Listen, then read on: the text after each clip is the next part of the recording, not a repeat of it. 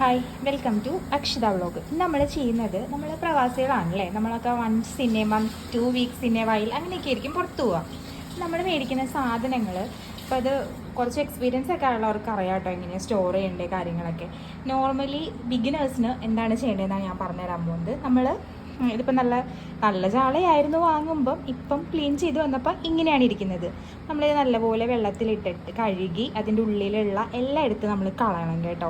നല്ലപോലെ ക്ലീൻ ചെയ്തതിന് ശേഷം വെള്ളം ഡ്രൈ ആക്കിയതിന് ശേഷം നമ്മൾ പ്ലാസ്റ്റിക് കവറിലിട്ടിട്ട് ലോക്ക് ചെയ്ത് വെച്ച് കഴിഞ്ഞാൽ നമുക്ക് ആവശ്യമുള്ള ക്വാണ്ടിറ്റി വൈസ് ആക്കി വെച്ച് കഴിഞ്ഞാൽ നമുക്കത് എന്ത് ചെയ്യാം, എത്ര നാൾ വേണമെങ്കിലും ഉപയോഗിക്കാം. അതായത് ഒരു 4 വീക്സ് ആണ് കേട്ടോ ഞാൻ പറയുന്ന ഡ്യൂറേഷൻ. ഇതിപ്പോൾ ചാളമീൻ ഉണ്ടായിരുന്നു എൻ്റെ അടുത്ത്, ചിക്കൻ ഉണ്ടായിരുന്നു. ചിക്കൻ സെയിം ഞാൻ കഴുകി എനിക്ക് ആവശ്യമുള്ള ക്വാണ്ടിറ്റി ഞാൻ 4 പ്ലാസ്റ്റിക് കവറിൽ ആക്കി. ചിക്കൻ അത് ഞാൻ ഇച്ചിരി വെള്ളം ഒഴിച്ചിട്ടുണ്ട്, കാരണം നമ്മൾ കറി വെക്കാൻ നേരത്തെ അല്ലെങ്കിൽ ഭയങ്കരമായിട്ട് ഫ്രോസൺ ആയിട്ടിരിക്കുമ്പം മെൽറ്റ് ആവാൻ കിട്ടാൻ പാടാം. അപ്പം ആദ്യത്തെ കുറച്ച് ക്വാണ്ടിറ്റി വ്യത്യാസമുണ്ട്. അതായത് ഞാൻ കറി വെക്കാൻ എടുക്കുന്നതും ഫ്രൈ ചെയ്യാൻ എടുക്കുന്നതും ആ ഒരു രീതി വെച്ചിട്ടാണ് ഞാൻ ആക്കിയേക്കുന്നത്. മീൻ കണ്ടോ, മീനിനകത്ത് ഞാനൊന്നും ചേർക്കാറില്ല. വേണമെന്നുണ്ടെങ്കിൽ നിങ്ങൾക്ക് ഉപ്പും മഞ്ഞപ്പൊടിയും വേണേൽ തിരുമ്മാട്ടോ. അപ്പോൾ ഇത് എടുക്കുന്ന നേരത്താവും ഞാനിത് കറി വെക്കണോ അതോ എന്താണെന്ന് തീരുമാനിക്കുക. ഇത് അയില മീനാണ്. എല്ലാ മീനും നമുക്ക് ഇങ്ങനെ ചെയ്യാം കേട്ടോ. നമുക്ക് വേണമെങ്കിൽ ഉപ്പും മുളകും മഞ്ഞപ്പൊടിയും തിരുമ്മിയിട്ട് പ്ലാസ്റ്റിക് കവറിലിട്ട് വെക്കാം.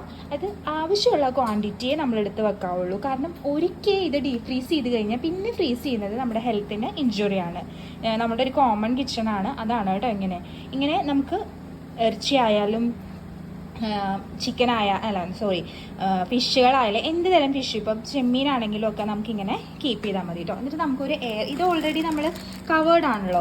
ഈ കവർ ചെയ്തത് നമ്മളൊരു എയർ ടൈറ്റ് ബോക്സിനകത്താക്കിയിട്ട് വെച്ച് കഴിഞ്ഞാൽ എത്ര നാൾ വേണമെങ്കിലും ഇരിക്കും. ഇത് ഞാൻ നാട്ടിൽ വന്ന ബീഫാണ് കേട്ടോ.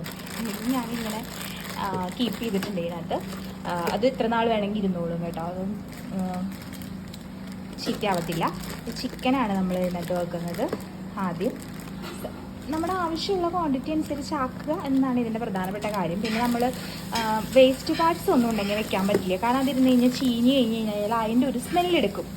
അപ്പം അത്രേ ഉള്ളൂ ഗായ്സ്. ഇനി നമുക്ക് പച്ചക്കറി എങ്ങനെയാണ് ഇതുപോലെ കീപ്പ് ചെയ്യേണ്ടതെന്ന് നമ്മൾ നെക്സ്റ്റ് വീഡിയോ ചെയ്യുന്നതായിരിക്കും. Stay tune. Bye bye.